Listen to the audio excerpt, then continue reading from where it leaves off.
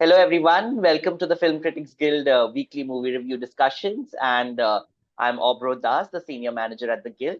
The Film Critics Guild, as you know, is the only registered body of film critics in India. And we have members from all across India. We have members who are writing for the digital and the print and also in radio. Today, we have two of our members joining us. We have Kshitij Rawat joining us from Jaipur, who writes primarily for the Lifestyle Asia publication. And we also have Sonal Pandya with us, who's joining in from Mumbai. Sonal writes for Times Now. So today, Sonal and Kshitij are going to tell us everything about whatever's been happening in the series space. So over to you. My name is Kshitij Rawat and I work at Lifestyle Asia. I want to talk about Shogun, which concluded its first and only season. It's a mini series on 23rd. Uh, so I'm really thrilled to talk about the show.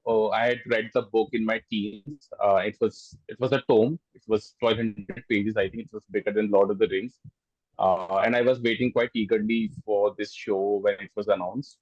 And I can say now that it is done, that's one of the best shows I've seen. It is right up there with any American show, whether it's a Wire, Mad Men, Sopranos, and so on. So I'll just uh, briefly summarize the setting and the premise of the show. So it is set in early 17th century Japan, 1600 in fact. So in that period, Japan has been very isolated in that the Japanese are very insular. They do not like to venture out like the Europeans of that period did. So they do have contact with the Portuguese, but the contact is like the Portuguese control their international trade and basically exploit them like the British did to India and the rest of the world. Uh, and there is a fair bit of political infighting in Japan. The recent ruler has died, and before his death, he left behind a very young boy as his heir. And he appointed five powerful lords to act as regents until the heir comes of age. So one of those regents is Yoshi Toranaga, uh, played by Hiroyuki Sanada, who you might have seen in many other movies. For example, he was in John Wick 4. He was the Osaka's manager that John Wick meets in Japan. Uh, so Sanada, he's one of the three major characters in the show, and so all the other four regions have united against him because he's very powerful and they fear his power. And they want to impeach and condemn him to death over some issues that they have with him, and they are all tough issues. In that environment comes a British ship, and it gets shipwrecked in a very small Japanese village. The ship is piloted by a man called John Blackthorne. Uh, and although it's supposed to be it's acting as a trading ship, it's actually meant to convince the Japanese to side with the British. So in their colonial project. So essentially, the European powers are contending over how they'll divide the world among themselves. Uh, so basically, what happens is Yoshi Toranaga and John Blackthorne. Uh, Toranaga sees in Blackthorne an ally because since he has knowledge of the wider world, his country, Great Britain, has modern weaponry, tactics, naval combat that he can use against his enemies. So, so he and Blackthorne team up against the four regions. Uh, and the third major character is Toda Mariko. So she's a noble woman who is in the employ of Toranaga. So she becomes a translator because she knows Portuguese, and Blackstone also knows Portuguese, so she can translate between them. Uh, so that's the show. Now, what happens across the 10 episodes? It's a very long story, and if I reveal anything in particular, it will be a spoiler. Uh, all I can say is everyone should watch this show, particularly if you like historical drama, costume historical dramas, that are well written from beginning to finish. The acting is phenomenal, particularly Anna Sawai, who plays Toda Mariko. She's phenomenal. There is one episode, I think the ninth episode, which is centered on her character, and I think it's one of the best TV performance I've seen in at least a decade. It is very restrained TV performance. It's not like she's there are no histrionics. Uh, and this performance just has to be seen, even if you don't like the rest of the show, which is very unlikely.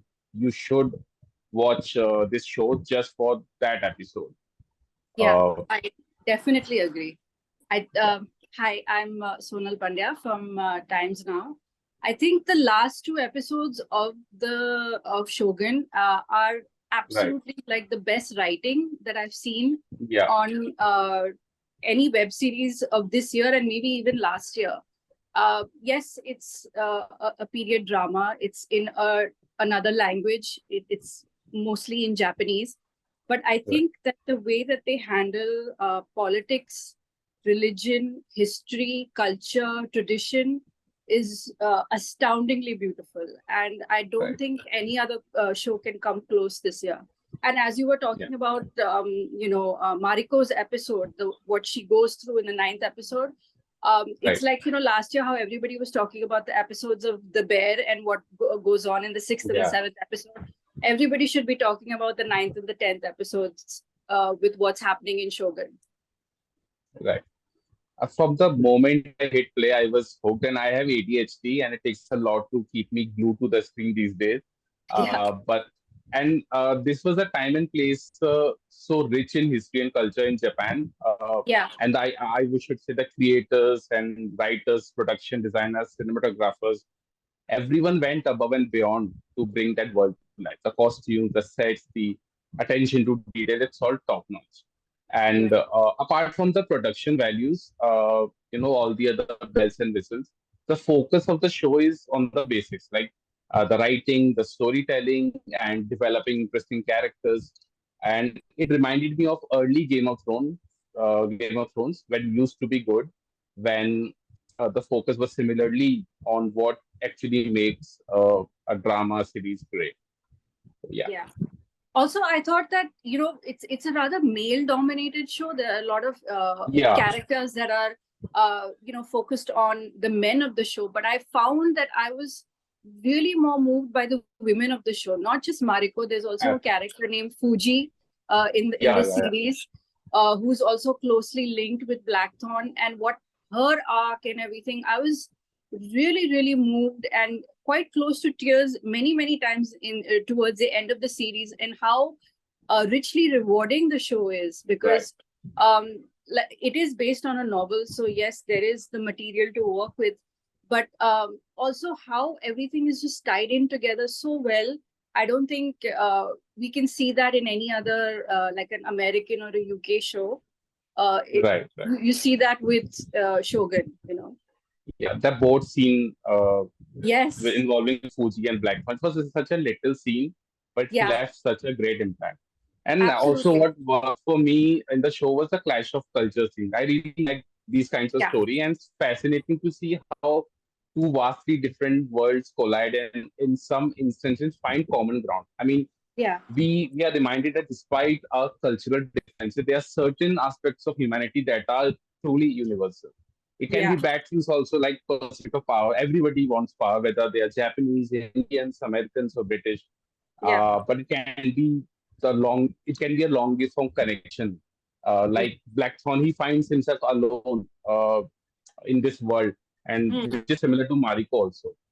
Yes, And they bond over that. I think that because Mariko, she can't even trust her husband, who is abusive, yes. and she's similarly alienated by all the people around her. And I think that's why she and Blackthorn come so close. Also, Blackthorn is also a stand-in for like how what we are like. We are the outsiders looking into, Right, right, Japanese culture, finding out, about their traditions, their culture, and right. slowly but surely he also understands, accepts it, and then he becomes a part of it. And Right. I felt that by the end of the series, also by the 10th episode, he's also become one of them, so to say, So He's that was ready also to very, commit seppuku. yes. I mean, that whole tradition. The first time when you see it on screen, it's quite shocking, but then you understand why, by the Yeah, end of it, and it becomes like, yes, I get it, and it's yeah, the whole process of how it's war and it's peace and how what they're fighting for. The right. story really becomes quite clear. So I think, yes, Shogun is one of the best of the year. Even earthquakes are used to kind of underline the point that uh, the Japanese live Bad perpetually in omens. perilous lives, right? Because their houses are built in that way that they can be disassembled and reassembled again quickly. I mean, Yes, yes. they have the thin walls. Uh, the construction is like that. They can relocate easily. So, and I was actually wondering why why there are so many earthquakes and why they are Hmm. showing these earthquake scenes in this show. But I think it became clear only after the finale, where even Blackthorn is totally converted into this culture when he Yes. actually tries to kill himself to save other people, save the local villages.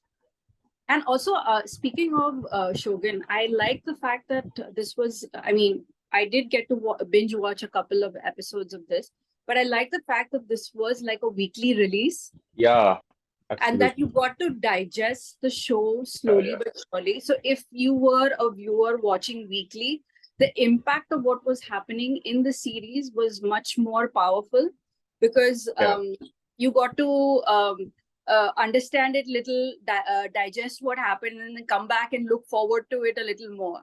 Because if yeah, had this happened like all together, and you had to yeah, sit and yeah. digest it, I think it would be too powerful. Yeah, absolutely. I've always been against the binge model. Although I personally, if I like a show, I want to watch it in one go. But the release schedule that they Yes. Netflix and Prime Video have, I'm not in favor of it. That's why HBO shows are so popular. I mean, Succession, Game of Thrones, because Hmm. they allow conversation to develop around the show. Like if Yeah. there is a 1 week gap, people discuss theories, they can discuss what will happen, they Yeah. predict things. So I I mean that was great that Yeah. Shogun had a weekly release schedule. Yeah, and this is on Disney+Hotstar. So this also Yeah, comes yeah, out, every week. And I think that this way it allows, the conversation to grow also, and then the show can also find more viewers this way. I feel, at right, least. right, right, The other show which is out there, it's a young adult series called Dil Dosti Dilemma. I don't know if you right. watched that, had a chance to watch it or I not. No, not yet. Okay, so that's a 7 episode series on Amazon Prime Video, and it's a young adult show about a young woman from Bangalore who wants to go to Canada for her summer vacation, but she messes up at home and instead is sent to her grandparents' house in Tibri Road instead, and there she reconnects with her grandparents and finds out connections in community, in how to care for one another, and all these different lessons in life. It's a very sweet and sentimental show. It's based on a book, a young adult book called Asmara's Summer.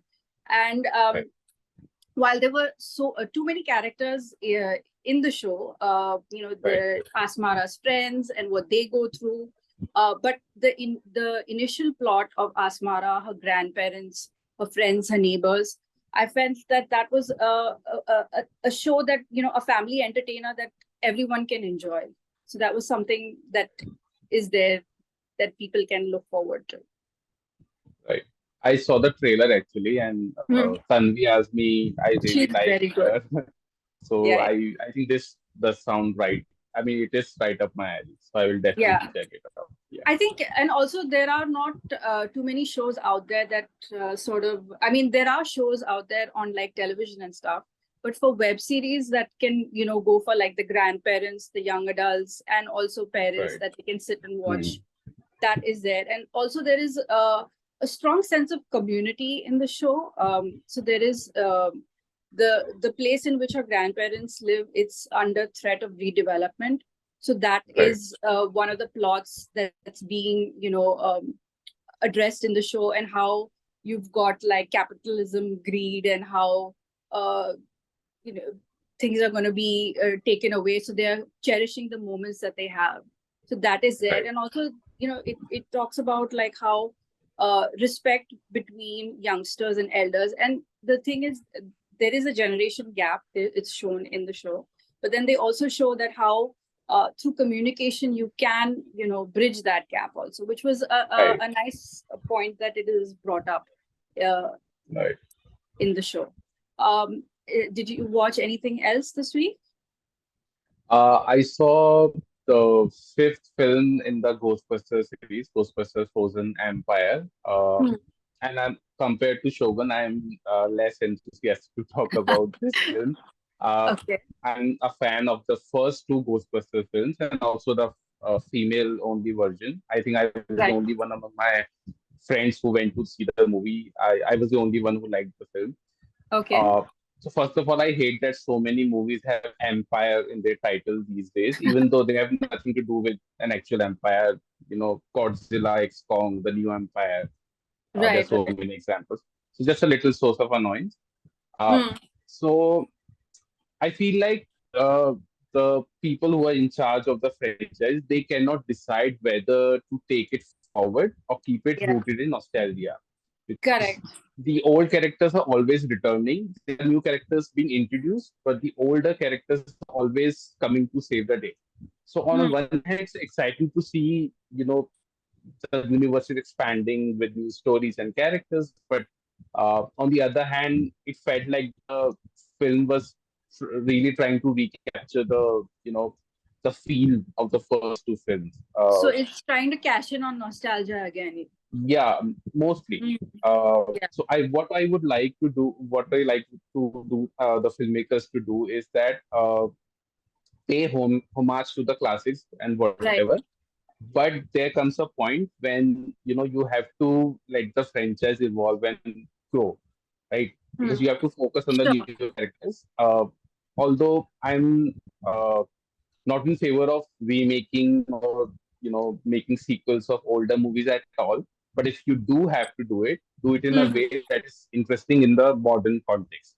Because Hmm. if we wanted to see the same thing again, we can always revisit older movies. Correct. Like Correct. what is happening these days in Hollywood, so much that Indiana Jones, Yeah. the fifth movie came out and it was terrible, and Harry Potter is being remade. Then there's Yeah. the Lord of the Rings movie, new trilogy coming. They are remaking that Lord of the Rings Yes. trilogy, Yes. which is Yes. very weird because you really can't and outdo what Peter Jackson did. So yeah, I mean, I liked it. It had humor. It had Kumail Nanjiani, who I liked. He Hmm. played a role where So the thread in the movie is an ancient god, ancient evil kind of deity who returns, and Hmm. they come to realize that they don't have the equipment to lock it, imprison it again, and remove the thread. So Kumail Nanjiani's character is the one who he's the descendant of the people who originally imprisoned this deity.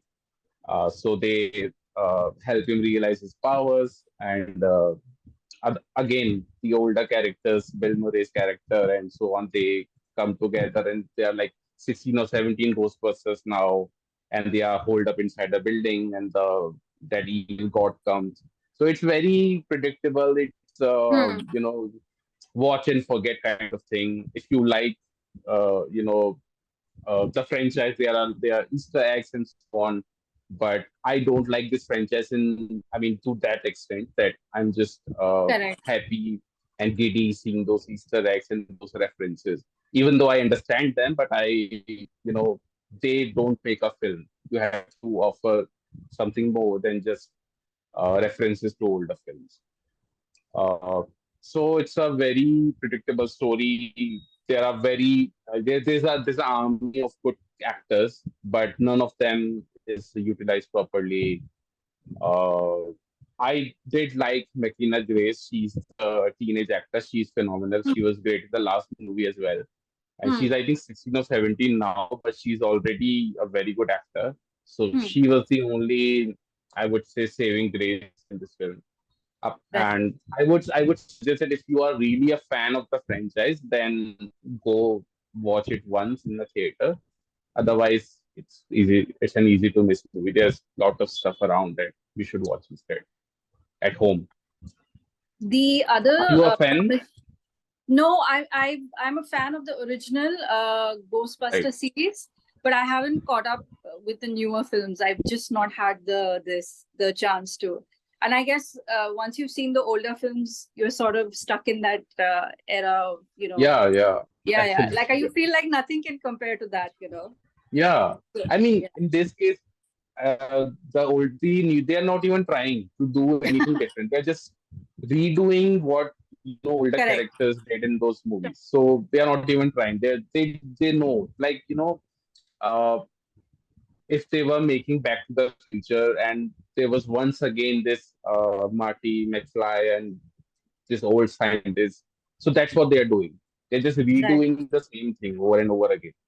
Yeah. So yeah. The other promising series which I saw this week, I've not got a chance to finish it all, but I thought it was super interesting. It's from Neil Gaiman's Sandman universe. It's called Dead Boy Detectives, and Yeah. it's got a really intriguing premise. It's there are these two boys who are best friends, and they have their own Dead Boy Detectives agencies. And there are ghosts and even living creatures who come to them to solve cases, and they help these spirits pass on to the afterlife, while they themselves are trying not to go back to the afterlife because they don't want death to capture them.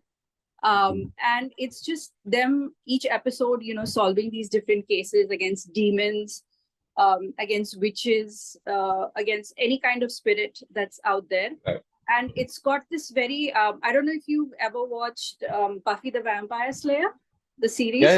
Yeah, I So did. it's got that I felt that kind of vibe from the show. And they're two Brits, so it's snarky humor, and they're very they're best friends, but they're also recharged to help out people in whatever way possible.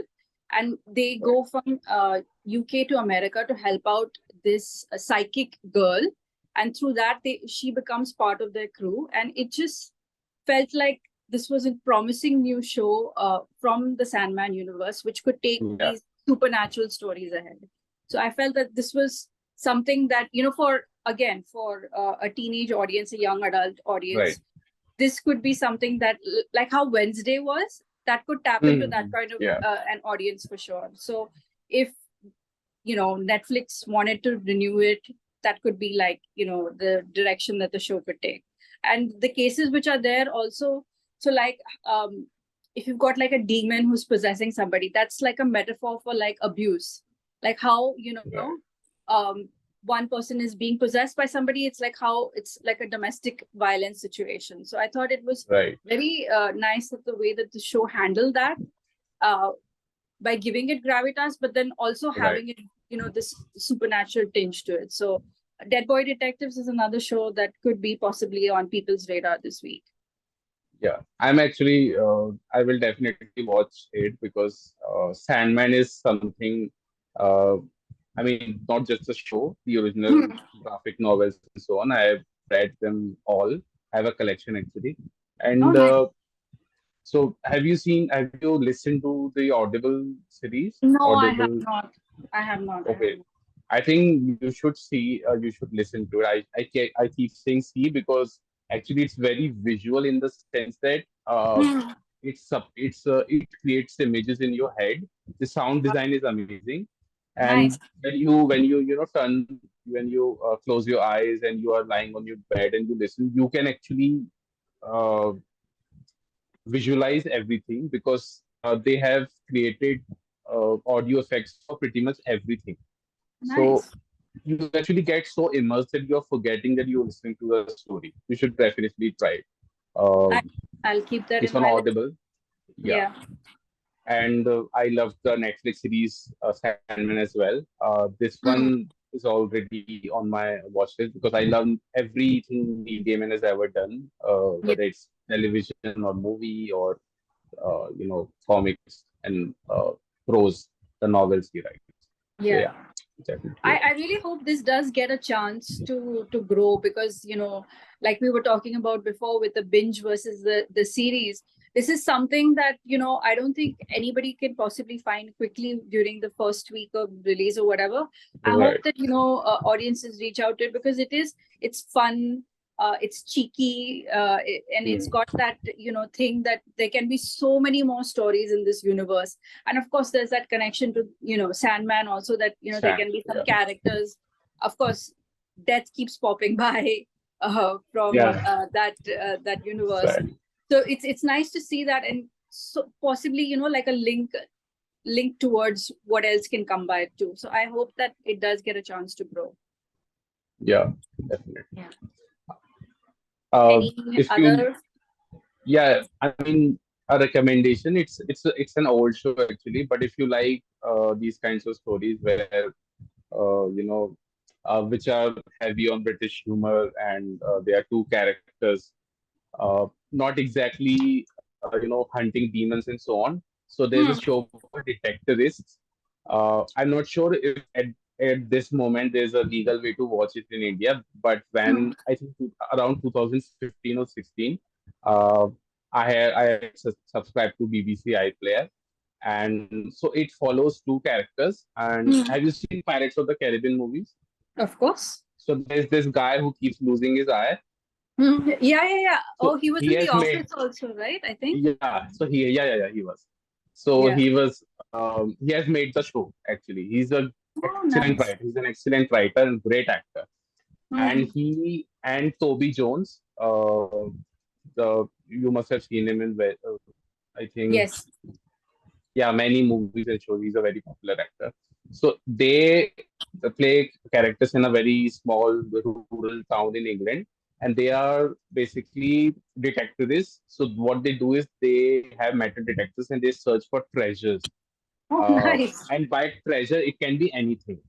So the show is about just that. It's a very Correct. uh, relaxed pace show about community, about family, about friendship.